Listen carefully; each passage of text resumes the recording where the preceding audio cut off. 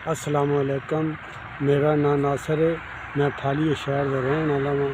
मैं ये दाल पतीसा दे पाइया खन लैके दिहाड़ दप्पा टप्पा ना 5 मेरे बच्चे ने स्कूल जाते ने भाई उन्होंने ना कोई वर्दी लभदी है ना कोई जुत्ती लभदी है। बड़ी टेंशन बनी है माड़ा बंदा है भाई। कल दे मेरे को दाल पतीसा वधे है यही अज वेच के दिहाड़ दप्पा गुजारना 100-200 जी मजदूरी लगनी वही आ जानी। शुक्र ते अलहमदुलिल्लाह अल्लाह की आस उत्ते आवीद है। अज दी कल दे लिए दाल बेच रहा वहाँ अज दे लैने की कोई गुंजाइश ही नहीं भाई। इस दे जरिए 100-200 बच्चों की मजदूरी शामिल है।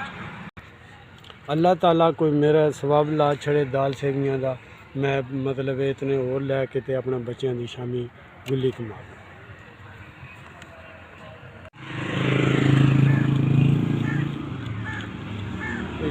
जनाब आपने बड़ी शुक्रिया 3000 रुपया मैंने मिल गया। आपका बहुत बहुत शुक्रिया। मैं अपने बच्चों की रोज़ी में पूरी करना आपका बहुत बहुत शुक्रिया। 3000 वाला मैं अपना दाल पतीसा ले लवांगा अपने बच्चों की शामी गुल्ली लै जाऊँगा। मेहरबानी बहुत बहुत शुक्रिया बहुत बहुत शुक्रिया।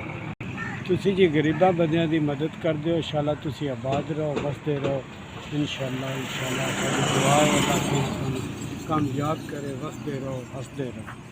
SVS वालों का बहुत बहुत शुक्रिया जिन्होंने मेरे तक मदद पहुँचाई है। उन्होंने अल्लाह पाक आबाद रखे वसते रहे। ठीक हो गया।